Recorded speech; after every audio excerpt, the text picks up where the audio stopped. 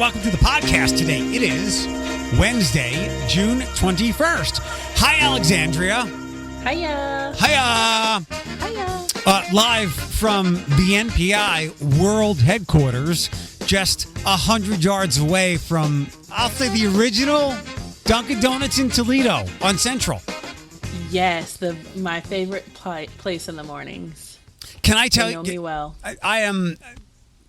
I am disheartened that the new Dunkin' at Vernon Airport is not constantly packed. Now, maybe it is during the morning rush hour, but I drive by it various times a day outside of that, and it's never busy. So I go in the mornings, and the last time I went, I was maybe 5 cars behind from the radio thing, from where you order. Okay. From the menu. I appreciate it, though, as of right now. I mean, it's blended in, though, because you see the entire building, and I think a lot of people don't necessarily look at the Dunkin' Donuts at the end of that building. It's possible. Yeah. And I was thinking maybe people don't want to spend at a chain, but then I thought that neighborhood is kind of commercial anyway, and there are no local places that I can think of. I mean, the closest one is where I think we go, or I go occasionally, like Plate 21 in Beverly. The other direction, Sip, and maybe I'm missing places, but there are no like local spots. Right. I like it. I do. That is kind of my new gas station, because where I live, I don't have a convenient go-to for gas. I don't like doing that Circle K. Like on the way to work, it can be hard to get in and out of, especially now with the construction. On the way home, a little bit of the same. But the Dunkin' gas station is perfect for me, because I can get gas and then go out the back and pop out on Burn and be on my way to Cumulus Media Toledo. I'm excited for it to be there, because that's right where Thomas's job is. So anytime if I'm taking him to work, I can swoop over there. The one thing I don't love, a lot of things that I don't love about the Dunkin' over here on Central, is the minute it's busy, it's like you're waiting in, the line goes out into the road, and the parking lot's really small, and it's connected to that apartment complex. So people coming out of the apartment complex are always like giving you nasty glares if you're in line for Dunkin' and you're in their way, and it's just a mess. And this morning, there were mayflies swarming the entire building. Mayflies galore. It was inevitable. Yeah. When I've gone through that drive-through a couple of times, usually I would park and then go inside there. But yeah, I would look outside, and it would look like a bread line during like the 20th century Depression. So when I went to France, their bakery bread lines every morning are out the door. They're very long. People don't play around about their morning bread. Well, at least it's not a depression there, right? No, it's just their culture. It's right. It's how they operate. That's pretty cool. My culture is Dunkin' Donuts, at least on the weekends now. Same. I am. Nothing should surprise me, and it usually doesn't. But I am intrigued, and my interest is piqued at the amount of dialogue over this submersible. So, I am surprised at how nasty people are about it.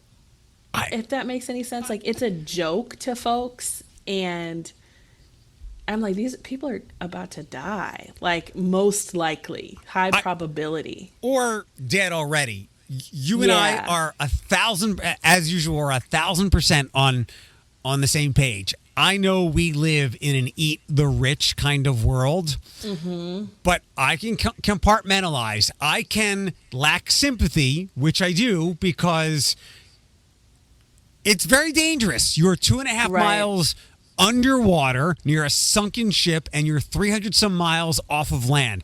That is extremely dangerous. You're aware of the risks.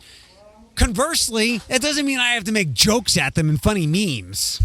Exactly. I'm just really surprised at how willing people are to,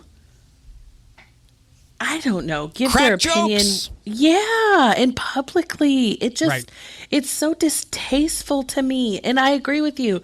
I don't have as much sympathy. I mean, it kind of is what it is. If there was an airplane that crashed into the Atlantic and there was a probability that everybody in the airplane was still alive, there would be the same type of coverage. And I feel like people are criticizing the amount of coverage that it's getting, and that we never gave this many resources to, missing women and immigrants.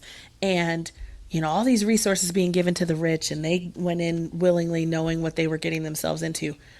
Yes, they did, but if there was an opportunity, if there was a chance that a plane went down and there were people that were still alive, I think that the same amount of resources would be placed in that Malaysian 747 Max, or whatever the planes that, whatever those planes are called. Anyway, I don't know. I'm not gonna lie. Some of it I did laugh at, like the I think I sent you one where it was the final scene in Titanic when Rose finally died and met all the other passengers that died, and they were like, these are the people in the Titan. I just, I don't know. I don't love it. I'm just shocked at so many. I mean, some of the amount of things that people are doing, they're like making poetry to it and reciting it, somehow connecting it to slavery and joining the slave ships that sank, and ending your life in a dark place because you have a dark heart, because somehow we automatically know everything about these people that are on these ships, that are on the Titan. Like, we don't know anything about these people, and we're assuming there's some greedy rich person that just wasted all their money. Yeah. And it could be a rich person that just wasted a lot of money and lost their life, but they could also be just as generous. They can be kind and good, and I'm like, what the hell is going on here? We must be bored. There is not a lot of world news going on, I suppose, of interest. And you're talking about one of the biggest stories, no pun intended, of the 20th century. Like, obviously, a movie was made out of it, which, in a lot of ways is still the biggest movie in history. So there's a lot of mysticism and mystery and romanticism with this. Also, it's not something that you usually hear. There are a handful of people in, like, the only time you come across a very small submersible with people in it is when you're watching some kind of movie like that. So there are quirky parts of the story, and it's a slow news day.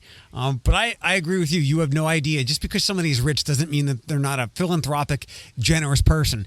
But on the other side of my mouth, I don't have sympathy for you doing this. I know I see the latest things people are saying. The guy that created this, like, is not about safety or anything.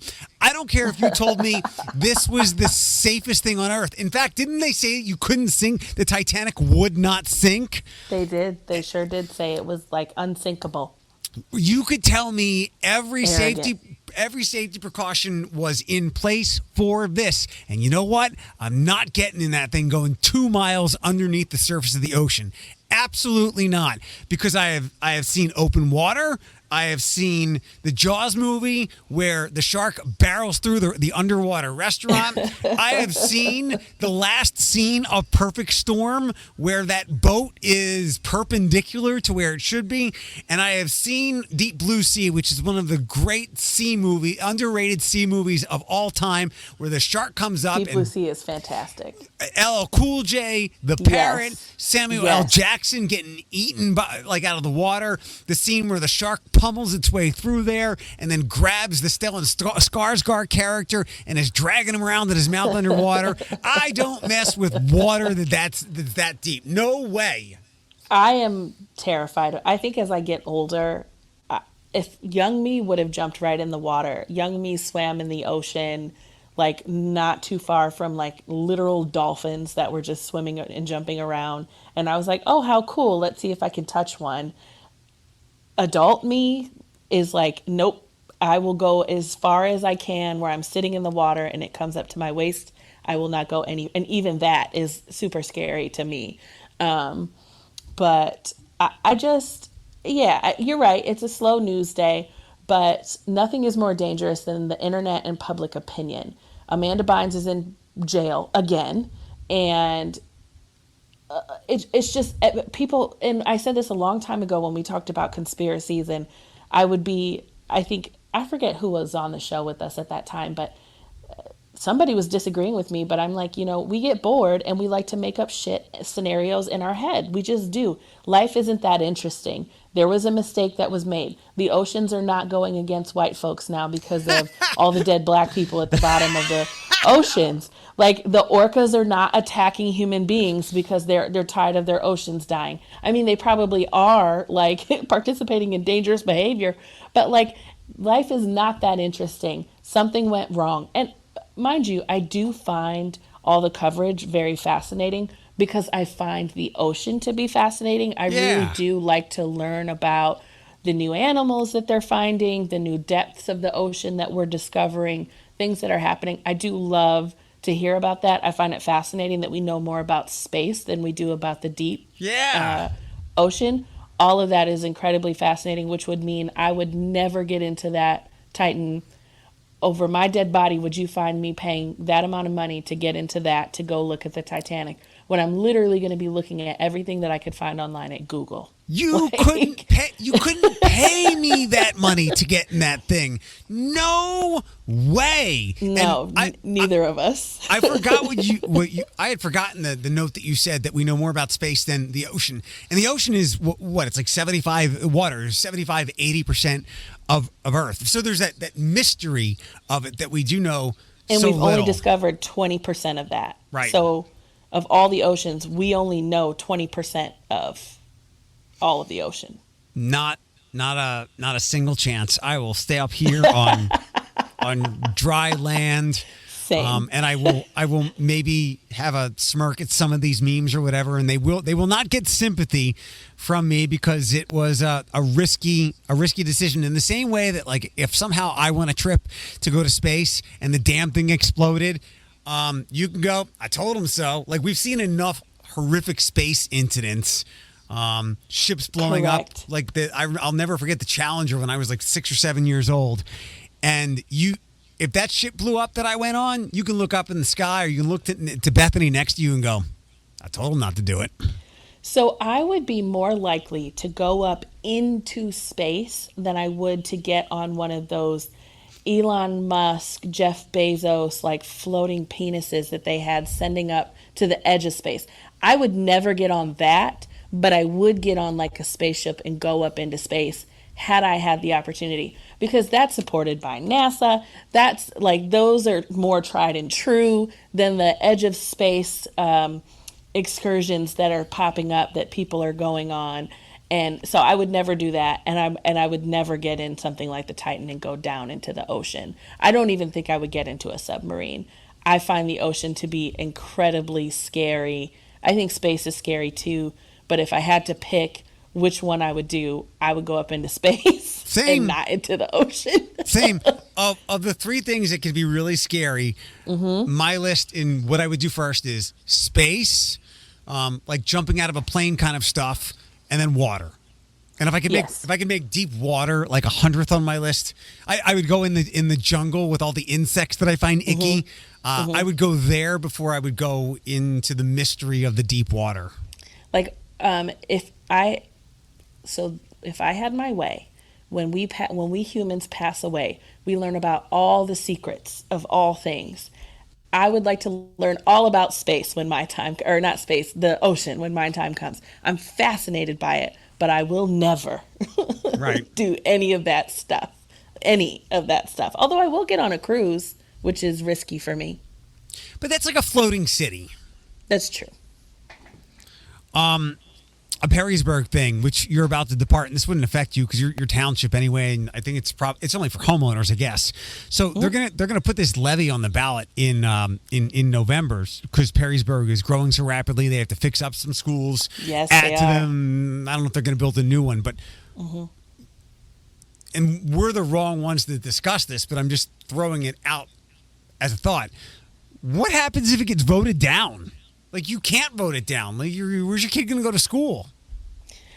I mean, I think the dynamics of the classrooms are going to have to change. The schools are going to have tighter budgets. They're going to have more restrictions for their students. It's, the positives of people coming out to Perrysburg for like the school system, the teacher to student ratio, the quality, all of that's going to go down. I mean, the result is it's all going to go down. So I feel like there's going to be lots of people that are going to automatically see an increase and they're like, oh, he's trying to get out of my pockets. No, no, no, no. Even though they have a 5-year-old like right next to them that's going to be actively participating in the school system. But I mean, it's just going to affect what the classrooms. That's unfortunate that it almost has to get voted in because I have seen the growth of Perrysburg, and if you want to continue to brag about your school system, if you want to continue to brag about your community, then you're going to have to like participate in this increase. Goes back to my very crude thought when the traffic cameras were a big discussion. And by the way, I just saw some, my dad keeps getting tickets from them back home. Slow down, Barry. Jesus. And the data says that speeding and other incidents have come down drastically. There have been no deaths on this one, basically a dragway called Roosevelt Boulevard back home. I've always like the trail. Little bit, yeah, wider than the trail, more lanes, but similar, yeah. I've always thought, you live here, you pay for it. You live in Perrysburg, and school is not free. Public school is not free. It's part of taxes. Now, you can question how and why and where leadership spends, and I guess you can ask to see the books. Whether you get shown is another story. But yeah, I'm really fascinated to see the dialogue of this and whether there's Perrysburg parental pushback or they pass this thing at like 87%. I hope they do. I mean, it's just necessary. Anybody that lives in Perrysburg and even in the township where we are can tell you how much the city has grown based on the increase in people coming into our grocery stores, the increase in traffic to and all of the eating spots, the new eating spots that are popping up, like the amount of time it takes you to get from one place to the other, all of the subdivisions that are coming in, all of the homes, all of the apartment complexes that are coming in, and like the mid-level townhomes and things like that. So I feel like you would kind of be a little silly if you didn't, if it just makes sense. This might be the one addition to taxes that is like, okay, we really do need to pass this. This is an increase that makes sense. If I remember the math right, it's about $500 a year. They did the math based on homes in Perrysburg, $250,000, and if I recall the math, it was around like $480 a year. Is your kid's education worth that? I mean, that's what people have to answer. Yeah, and I think for some people that don't have any kids, like I could understand why that's frustrating, but and kind of none of your business. But I think the number of families outweigh the number. Oh yeah. The amount of families in Perrysburg is insane because that was that ideal place. We are going to move to Perrysburg. We live in Perrysburg. We'll pay up, Perrysburg people. And you should know what you're getting into. Right. And that's applicable to any, like I'm paying for kids to go to TPS. I do not have kids. Now, there's probably other ways I can look around and see that like I'm being subsidized, but everybody chips into the pot in a lot of ways. Yeah. When are you moving? Like, when's the move date? I don't have one. So the seller has, technically their seller is supposed to be out by the 12th of July.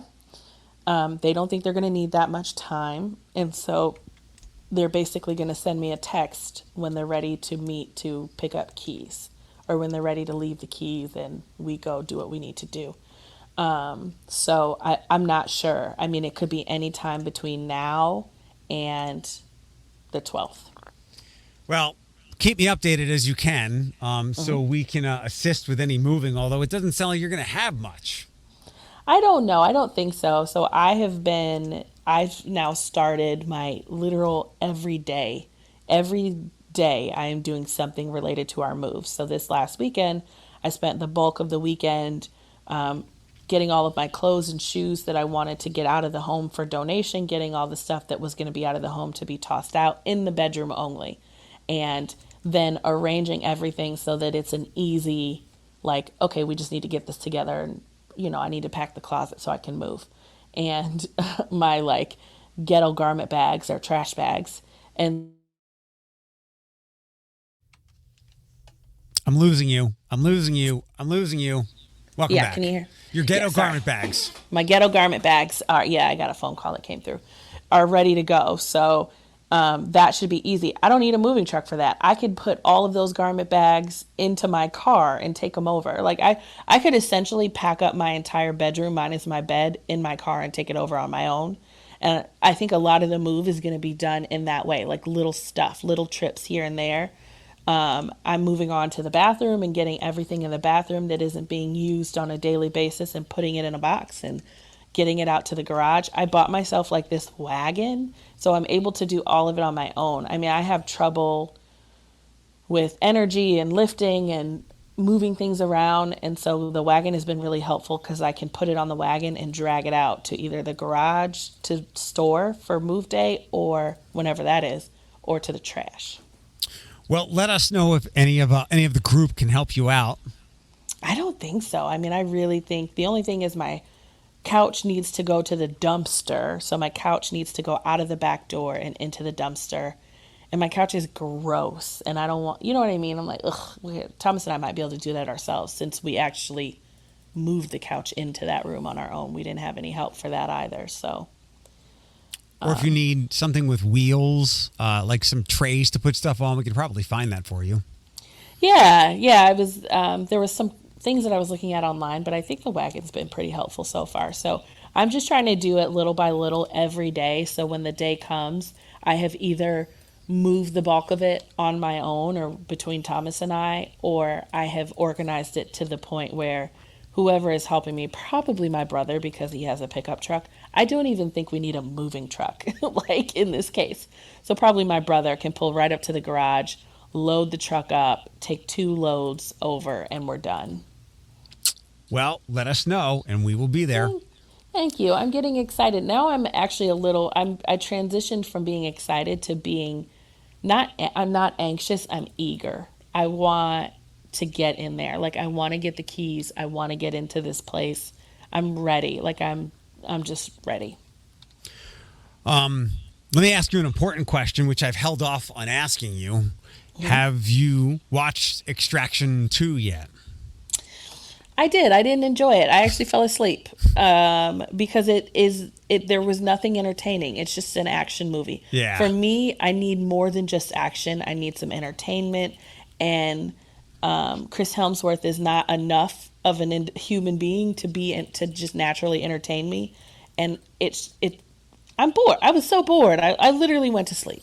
Yeah, it was the same note for most of it, so I didn't love it, and I actually wanted him to stop shooting things so I could get a break and there'd be a little dialogue and see the story. At least we got the surprise of Idris Elba being in it. Yeah. Well, so when I saw that, I couldn't remember if he was in the original. I said, was he in the original one? I don't think so. I don't remember. Have you dug into Black Mirror? No, we have not. Thomas wanted to watch some anime show last night, so I ended up watching that until it was time to put on Live PD and go to sleep. Or, sorry, on Patrol Live. So you can watch Officer McClendon. Does Thomas watch that with you? Oh, yeah, we watch it together. We enjoy it. No, Officer McClendon wasn't on last night. It was some other TPD officers. One last thing, unless you have anything else. Did you watch the Dahmer show? You didn't, did you? I did. You did? Yeah, I binged that. How many of the American Horror Story seasons did you watch? I've watched almost all of them except maybe the last 2. Okay. I have no idea how he's going to make it to Disney. Is that what we're going at? I know! Have no idea what Disney wants with a Ryan Murphy, because he is dark. And horny. So is Disney gonna... is Ryan Murphy going to get Disney-fied, or is Disney going to get Ryan Murphy'd? And it's probably going to be somewhere in the middle, although I would love to see like him do some dark documentary about like Cruella de Vil or something. So I saw that theory that you shared, and I actually really loved it, and I think they should go in that direction if they're doing like the origin stories of the villains and all of that. I'm a little bummed to see that because I feel like Ryan Murphy does not align with Disney Yeah. like at all. So Yeah. this isn't so those of us that are fans of his work, which I very much am, I feel like it's going to get diluted a little bit. Like I feel like it's going to get, you're right, like Disney-fied, and I don't know if I want that. Yeah, we'll see the quality of his ability to make a TV show. Because when things come to Disney, they have to compromise a little bit, and that goes for all of the genres all the genres and play boxes and all the genres and IP and brands that they have. So Right. I mean, I would love to see Disney like get into some like spooky stuff, so maybe we can get some like some of that to come out, but I just don't. I'm like, what are you going to put a show on Disney Plus that's got like sex? the Disney version of Ted Kaczynski and the Unabomber, since he just died. Did he? He did. Yeah. Oh, I didn't know that. Anything else you want to wrap up with today? We can keep it tidy. No, I don't think so. I was listening, so I caught up on some pods yesterday, and luckily you cleaned it up. But I was getting ready to go in on you and Bethany for criticizing the area meteorologist for the pop-up tornado that happened. I'm like, pop-up storms are just that. They pop up. They are not predictable beyond like an hour. Did you read the piece from Ross Ellett? And I guess it might have been Ryan Weekman or maybe Chris Vickers that wrote it up on TOL. Ross scientifically and technically explained how it happened, how it kind of formed, it broke up, and then it reformed. I mean, it was a freak thing. We got 9 tornadoes out of that system, that little pop-up system that hadn't been on our radar, except for, I think I had gotten alerts at like 4 that there was a pop-up storm coming, and then got the alerts at the same time as everybody else for the tornado, which was unfortunately too late, but that's a product of the system. You know who might be a good person to come on and talk about, I know you know who I'm going to say, who would be a good person to come on and talk. Kimberly Newman. Yes, Kimberly Newman could probably provide. I will never forget like how horrible she was treated by viewers because she had to go live because there was a tornado in Monroe a couple years ago. I remember that because I was specifically cleaning up my house and getting everything together in case there was a tornado that hit. At this point, we knew that there was possibility for hours. So I got the dogs' crates together and put them in the bathroom and all of that stuff. And I remember watching her. I was home alone. Thomas was at work. And I remember watching her, and she got into so much trouble because she had to, people are like, it's all the way in Monroe. What do we care? I'm like, you guys forget that Monroe and Sandusky are still our viewing area for the news. So even though the tornado's not hitting where you're at in Maumee, it's still hitting where your coworkers might be at in Temperance and in Monroe or over in like Port Clinton. People were being selfish? Really? It's just, it would be a really good opportunity for her to share what it's like from the other perspective and how unpredictable weather is. So, in general. Yeah. And we got the worst of it last week. Thankfully, I just read about one lady got like whacked on the head pretty good. And it seemed a little dramatic, but hopefully she'll be okay. But I didn't read of any injuries. Like if there is a good part of this, I didn't read of any injuries. And it's like a tornado warning, whether it's 60 minutes out or 6 minutes out. You can't save your roof. No. So thankfully everybody was safe. And you also had a lot of people who were like out on the roads because they didn't. Scary.